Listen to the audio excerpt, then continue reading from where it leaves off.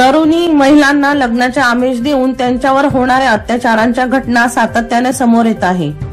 अशीच एक घटना जळगाव शहरातून समोर आली आहे। लग्नाचे आमिष दाखवत 23 वर्षीय महिलेवर अत्याचार केल्याचा प्रकार उघडकीला आला।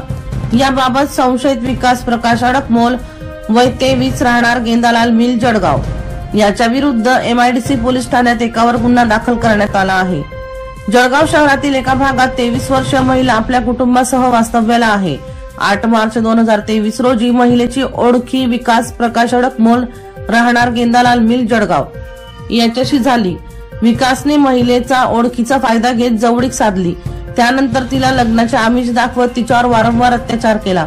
त्यानंतर तिला शिवीगाळ व मारहाण करण्यास सुरुवात केली।